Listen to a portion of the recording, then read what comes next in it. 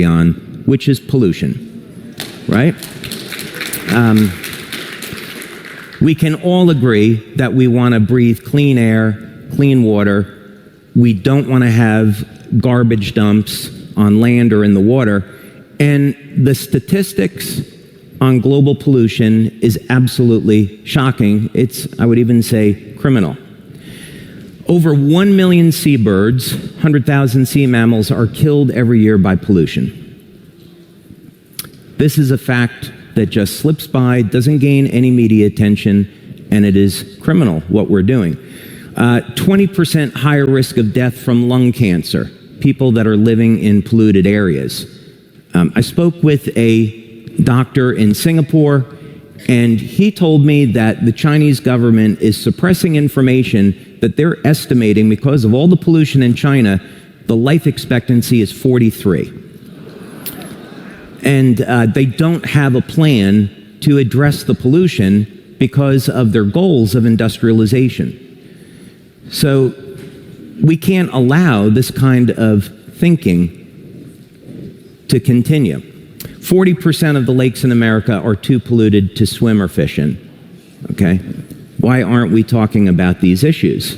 We're talking about Green New Deal and clean energy, but how many years is that away, and is that even going to provide us with answers, right?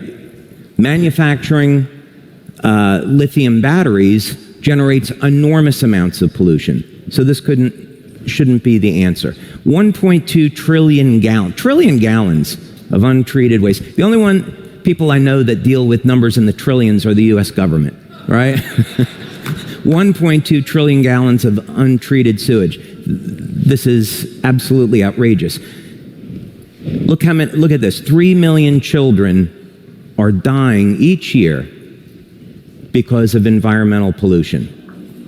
This is outrageous. When we think about the number of people that are reported to have died of COVID, it's terrible, but yet more children are dying each year from global pollution.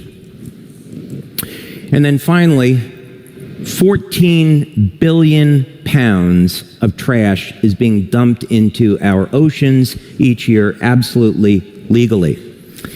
I grew up in New Jersey, and in order to get from New Jersey to Long Island, you have to travel through Staten Island. And in Staten Island, there's a place called the Arthur Kill. And when I was younger and I would drive over to Long Island, I'd have to close up my windows, close all the vents, because the smell from the Arthur Kill, which is they turned this whole huge area into a gigantic garbage dump, and then you would see boats that would get loaded up with this trash. They go about 3 miles offshore and legally dump that trash into the ocean, right? What can we do about this? Well, this is a technology. I was part of a group just before LifeWave, over 20 years ago, where we were developing a completely clean power generation system and a method for removing trash, municipal solid waste, called pyrolysis. And this system destroys trash and garbage in the absence of oxygen. And this is really critical. So what you do is you take this chamber, you heat it up, you have a valve that allows trash to move through. It breaks it down into a carbon char. And the heat that's given off from the reaction is used in a heat exchange to create steam. And that steam drives a turbine. And the turbine produces electricity at 85% efficiency with no CO2 emissions, because we're only doing it on waste heat. There's no CO2 emissions because you've converted the trash to carbon, and now that carbon powder can be used for paving roads, creating bricks, and creating roofing material. So this removes 100% of the waste from garbage. The system that we built, the demonstration unit, was capable of processing 50 tons per day. And the plant, which was on about 6 acres, was capable of processing 500 tons per day. So that's about 1 million pounds of garbage out of the environment every single day from one small facility that was in California. This was before 9/11, and eventually when the government came around to looking at this, they funded a methane generation plant which was 6% efficient. And about 3 years after that, all the people involved went to jail because there was money being exchanged under the table. So that's why this never got funded in the state of California, but it was on the table. And as it turns out, if I had gone in that direction, I never would have started LifeWave. And so I'm kind of grateful on that end that it didn't work out. But so what I want to ask you to think about, the reason why I'm bringing this up is imagine, if we start thinking about our community a little bit differently. We've already got a global reach. Imagine if we created together a network marketing company where every time you got paid because trash was being removed from the environment and clean energy without any CO2 emissions was being produced.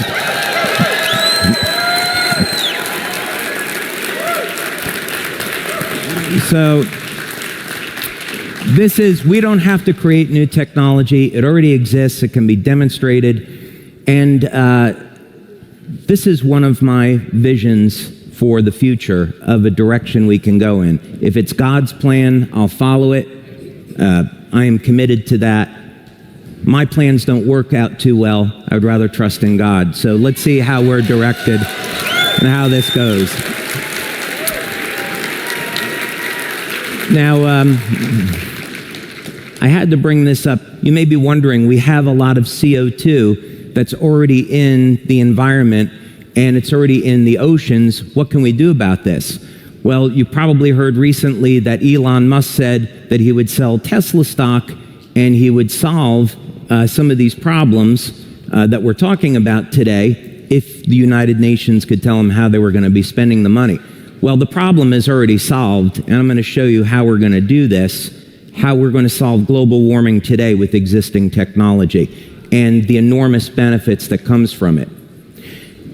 So this is the device that we have patented and tested now for over 10 years, and it's loosely in the field of electro-agriculture. And that simply means that we're not going to use any type of genetic modification. We're going to work with nature and simply put them in an environment to optimize the way that plants and animals would normally function. So this is a system that we've tested in California. Many of you may recognize this as cannabis. It's not my particular flavor as a health advocate, but in any case, we had the opportunity. So we went in to a number of different facilities in California and Colorado, and we've been doing this now for many years, showing that we can dramatically increase the growth rate of cannabis. So I'm going to show you some of these results. That is a control and a treatment plant. And what we showed over a period of 4 to 6 months is that the growth rate of these plants increases by about 80%. Non-genetic, no special soil, no special type of treatments. That's what a cannabis plant or tree looks like compared to the control when it's treated. So you get a feel for what that 80% looks like. And since we're doing this in an entire room, that is what a field of cannabis looks like compared to the control. So this obviously has a lot of commercial value. So some of you may now be wondering, David, are you seriously saying we should plant cannabis everywhere to solve global warming? We would certainly have a happier planet, right? But that is not, that is in fact not what I'm suggesting. That's not what I'm suggesting. What I am suggesting is that we take these coils and we put them on the ocean. Now, we have already designed this, and we've designed the power supplies that go with this. And the beauty of this system is that it's completely green. These coils are so low powered that they can be powered by solar.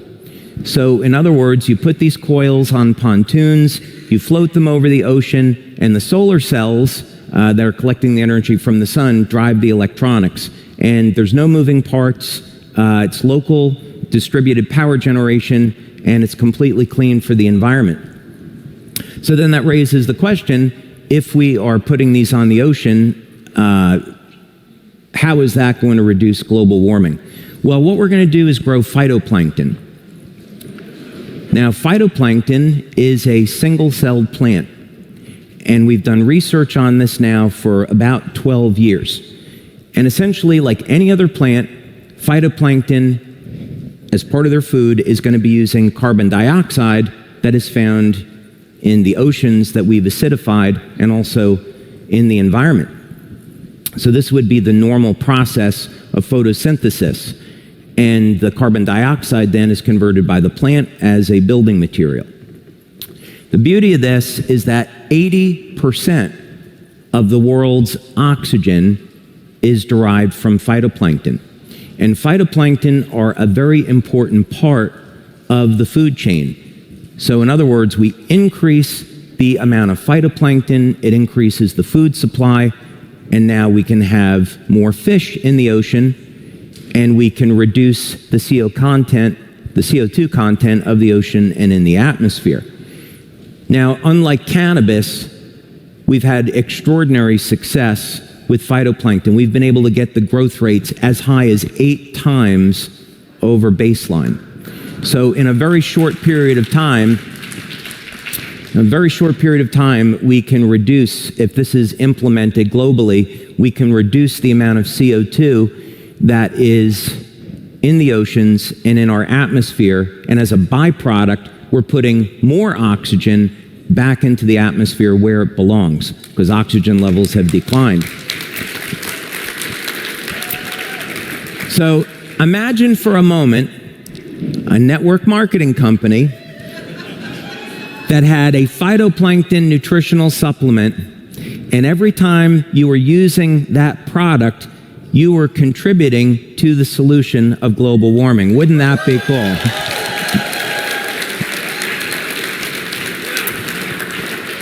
And since we're talking about increasing the food supply, increasing the amount of plants in the ocean, and increasing the number of fish, why don't we talk about global hunger and come back to that for a moment.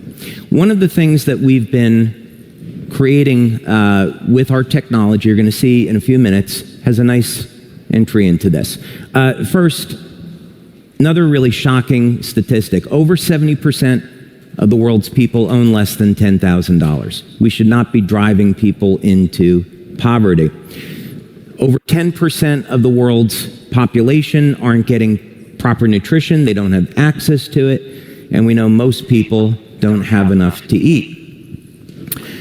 Now, what's really alarming about this is that we already produce enough food. The planet has capabilities to support a population of 10 billion people.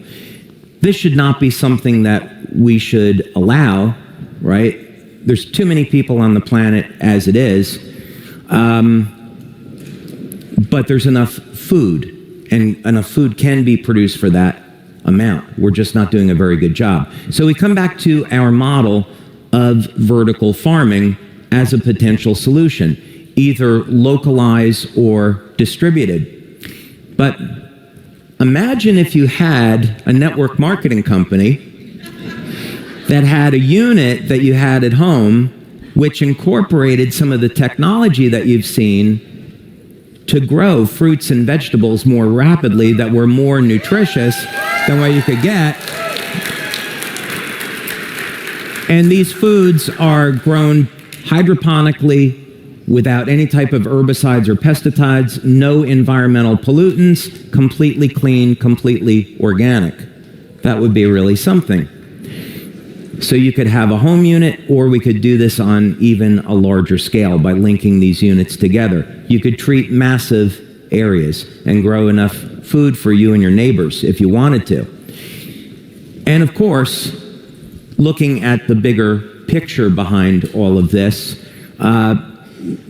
we use this technology not only to support our business and support our opportunity, but do something much bigger than all of us, which is help to solve some of the really important problems that we're all facing today.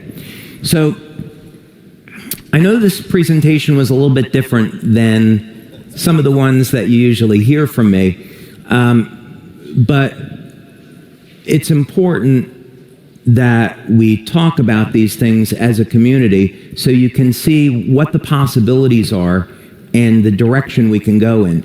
We don't have to be limited in the future to phototherapy products. We can expand beyond that, and we can make an impression on this world by working together that can be enormous and historical and life-changing for everybody. And at the end of the day, this is how I want to spend my time, making a difference in the world so that my kids and all of your kids can grow up in a better world. So thank you so much. It's been a pleasure. Ladies and gentlemen, please give